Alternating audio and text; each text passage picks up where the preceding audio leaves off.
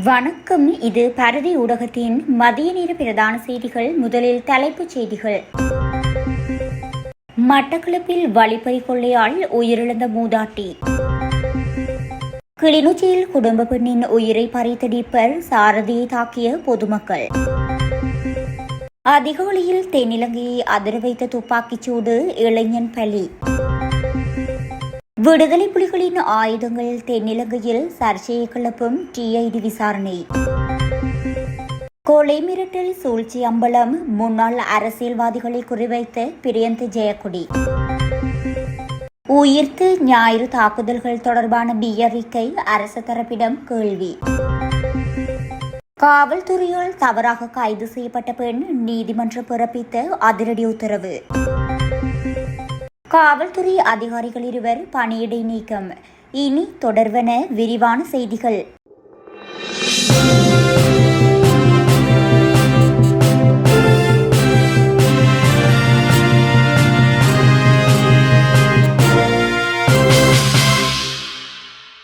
மட்டக்களப்பு நகரில் வீட்டின் முன்வீதியை துப்புரவு செய்து கொண்டிருந்த வயோதிப பெண்ணின் தங்க சங்கிலியை அறுத்தெடுத்து அவரை வீதியில் தள்ளி வீழ்த்துவிட்டு மோட்டார் சைக்கிளில் தப்பிச் சென்ற சம்பவத்தில் படுகாயமடைந்த மூதாட்டி நேற்றைய தினம் உயிரிழந்துள்ளார். மட்டக்களப்பு நகர் நெல்லையா வீதியைச் சேர்ந்த 81 வயதுடைய மகேஸ்வரி சரவணமுத்து என்பவரே இவ்வாறு உயிரிழந்துள்ளார்.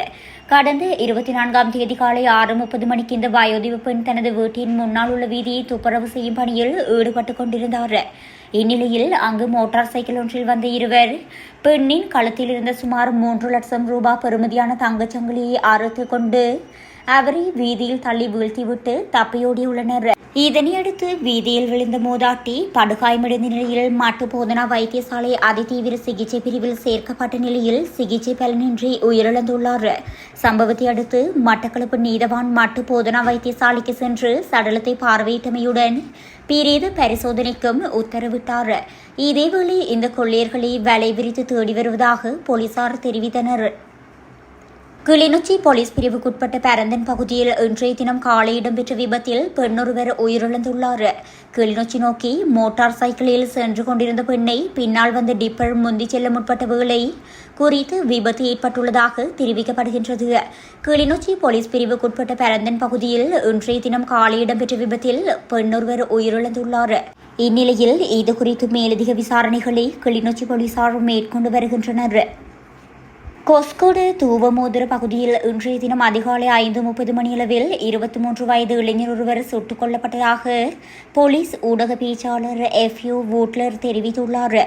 மோட்டார் சைக்கிளில் வந்த அடையாளம் தெரியாத 2 துப்பாக்கிதாரிகளால் இந்த துப்பாக்கிச்சூடு நடாத்தப்பட்டதாக தெரிவிக்கப்பட்டுள்ளது.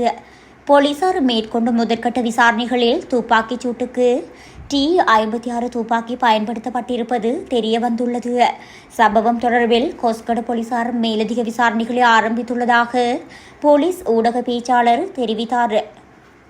தென்னிலங்கையில் மேற்கொள்ளப்பட்ட குற்றச்செயல்களுக்கு வடக்கில் புதைக்கப்பட்டதாக கூறப்படும் தமிழீழ விடுதலை புலிகள் அமைப்பின் ஆயுதங்கள் பயன்படுத்தப்படுகின்றது என சந்தேகம் நிலவுவதாக பயங்கரவாத புலனாய்வு பிரிவு தெரிவித்துள்ளது. மேலும் அது குறித்து மேலதிக விசாரணைகள் ஆரம்பிக்கப்பட்டுள்ளதாகவும் பயங்கரவாத புலனாய்வு பிரிவு கொழும்பு மேலதிக நீதவான் பசன் அமரசேரவிடம் தெரிவித்துள்ளது.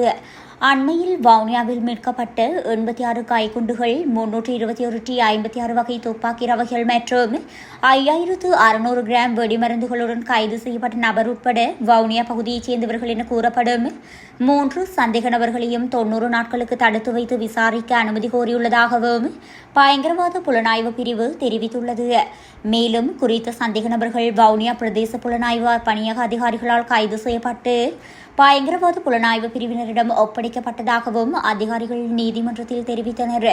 தென்னிலங்கையில் குற்றச்செயல்கள் மேற்கொள்ள வவுனியா பகுதியிலிருந்து T-56 துப்பாக்கியுடன் வந்த ஒருவர் கடந்த 21ஆம் தேதி கிரிபத்கொட பகுதியில் வைத்து காவல்துறையினரால் கைது செய்யப்பட்டார். இலங்கையில் நடைபெற்ற உள்நாட்டு போரின் போது வடக்கில் மறைத்து வைக்கப்பட்ட துப்பாக்கிகள் தெற்கில் செய்யப்பட்ட குற்றங்களுக்கு பயன்படுத்தப்பட்டதா, தெற்கில் உள்ள பாதாள உலக செயற்பாட்டாளர்களுக்கு ஆயுதங்கள் விற்கப்பட்டு பணம் பெறப்பட்டதா சந்தேகம் இருப்பதால் இது தொடர்பாக 3 சந்தேக நபர்களிடம் நீண்ட நேரம் விசாரிக்க வேண்டும் என்று விசாரணை அதிகாரிகள் நீதிமன்றத்தில் தெரிவித்தனர். முன்னாள் அரசியல்வாதிகள் மற்றும் காவல்துறையின் முன்னாள் உயர் அதிகாரிகளுக்கு விடுக்கப்பட்ட கொலை மிரட்டல்களுக்கு பின்னால் கைது செய்யப்பட்டு விளக்கமறியலில் வைக்கப்பட்டுள்ள சிரேஷ்ட பிரதி காவல்துறை அதிபர் பிரியந்த் ஜெயக்கொடி இருந்துள்ளமை விசாரணைகளில் அம்பலமாகியுள்ளது. பிரியந்த் ஜெயக்கொடி குற்றப்புலனாய்வுத்துறையில் தாக்கல் செய்த பொய்யான முறைப்பாடு தொடர்பாக குற்றப்புலனாய்வுத்துறையினரால் கைது செய்யப்பட்டார். முன்னாள் பொது பாதுகாப்பு அமைச்சர் டிரானலஸ் மற்றும் மத்திய மாகாணத்திற்கு பொறுப்பான மூத்த காவல்துறை அதிபர் எஸ் பத்திநாயக்க மற்றும் பிற காவல்துறை அதிகாரிகளுக்கு கெகல் பத்திர பத்மே என்று வேடமிட்டு கொலை மிரட்டல் விடுத்தது பிரியந்த் ஜெயக்கொடியின் அறிவுறுத்தலின் பேரில் மற்றொரு தரப்பினரால் மேற்கொள்ளப்பட்ட செயல் என்பதை குற்ற புலனாய்வுத்துறை இப்போது வெளிப்படுத்தியுள்ளது. மேலும் முழு செயல்முறைக்கும் பின்னால் பிரியந்த் ஜெயக்கொடியின் ஈடுபாட்டை அவர் வெளிப்படுத்தியதாக கூறப்படுகின்றது. அதன்படி குறித்த காவல்துறை அதிகாரி ஏதேனும் அரசியல் நோக்கத்தின் கீழ் இந்த போலி கொலை மிரட்டல் சதியை மேற்கொண்டாரா என்பது குறித்து காவல்துறையினர் விசாரணைகளை நடாத்தி வருவதாக கூறப்படுகின்றது. உயிர்த்த ஞாயிறு குண்டு தாக்குதல்கள் தொடர்பில் 43 பேரிடம் வாக்குமூலம் பெற்றுக் கொண்டுள்ளதாக பொதுமக்கள் பாதுகாப்பு அமைச்சர் ஆனந்த் விஜயபால நாடாளுமன்றத்தில் குறிப்பிட்டதாக ஐக்கிய மக்கள் சக்தி நாடாளுமன்ற உறுப்பினர் ஜனாதிபதி சட்டத்தரணி நிசாம் காரியப்பர் தெரிவித்துள்ளார். ஆனால் அந்த வாக்குமூலம் தொடர்பான அறிக்கை நீதிமன்றத்திற்கு சமர்ப்பிக்கப்படவில்லை எனவும் குறித்து இந்த அறிக்கையை நீதிமன்றத்திற்கு சமர்ப்பிக்காமல் இருப்பதற்குரிய காரணம் என்னவென்பதில் பாரிய சந்தேகம் காணப்படுகின்றதாகவும் அவர் மேலும் சுட்டிக்காட்டினார். அங்கு அவர் மேலும் தெரிவித்ததாவது 2025 1 அன்று நாடாளுமன்றத்தில் உயிர்த்த ஞாயிறு தின குண்டு தாக்குதல்கள் சம்பவம் தொடர்பான விசாரணைகளின் முன்னேற்றம் குறித்து அமைச்சர் ஆனந்த் விஜயபாலவிடம் கேள்வி எழுப்பப்படுகின்றது. 3588-224 இலக்க வழக்கு தாக்கல் செய்யப்பட்டுள்ளது. 43 பேரிடம் வாக்குமூலம் பெற்றுக் கொள்ளப்பட்டுள்ளது. இந்த வழக்குடன் தொடர்புடைய அறிக்கையை பெற்றுக்கொள்வதற்கு நான் முயற்சித்தேன். இருப்பினும் என்னால் அந்த அறிக்கையை ஆரம்பத்தில் பெற்றுக்கொள்ள முடியவில்லை. சுரேஷ் சாலியின் சட்டத்தரணியும் இந்த அறிக்கையை பெற்றுக்கொள்ள கோரியிருந்தார். அமைச்சர் ஆனந்த் விஜயபால குறிப்பிட்டதற்கமைய 43 பேரின் வாக்குமூலத்தின் சாராம்சம் அதில் உள்ளடக்கப்பட்டிருக்கும் என்று எதிர்பார்த்தேன். 43 பேரின் வாக்குமூலத்தை பதிவு செய்துவிட்டு ஏனவற்றை நீதிமன்றத்துக்கு சமர்ப்பிக்கவில்லை என்ற பிரச்சினை காணப்படுகின்றது. இதில் காணப்படும் ரகசியம் என்னவென்பதை அறிய முடியவில்லை. உயிர்த்த ஞாயிறு தாக்குதல்கள் தொடர்பில் கடந்த வாரம் நாடாளுமன்றத்தில் நான் வெளிப்படுத்திய விடயங்கள் குறித்து அரசாங்கம் எவ்வித அவதானமும் செலுத்தவில்லை, அலட்சியப்படுத்தும் போக்கில் செயற்படுகின்றது எனவும் தெரிவித்தார். ஹசலகு காவல் நிலையத்தின் முன்னாள் பொறுப்பதிகாரி தவறான கைது செய்ததனூடாக பெண்ணொருவரின் அடிப்படை உரிமைகளை மீறியதாக உயர்நீதிமன்றம் தீர்ப்பளித்துள்ளது. அதன்படி முன்னாள் பொறுப்பதிகாரி தனது தனிப்பட்ட நிதி மூலம் குறித்த பெண்ணுக்கு 30,000 ரூபாய் இழப்பீடு வழங்க வேண்டும் என்றும் நீதிமன்றம் உத்தரவிட்டது. கப்பலின் சுக்கானம் பொறிக்கப்பட்ட ஆடையை அணிந்திருந்த குறித்த பெண் தர்ம சக்கரம் பொறிக்கப்பட்ட ஆடையை அணிந்திருந்ததாக கூறி கைது செய்யப்பட்டார். கொலங்கொடியைச் சேர்ந்த 47 வயதான அப்துல் ரஹீம் மகாசினா என்பவரே இவ்வாறு கைது செய்யப்பட்டுள்ளார். மசாகினாவின் உடையில் உள்ள சின்னம் எந்த மதத்துடன் தொடர்பில்லாத போதிலும் அவர் 2019 ஆண்டு மே 18 முதல் ஜூன் 3 வரை விளக்கமறியலில் வைக்கப்பட்டார்.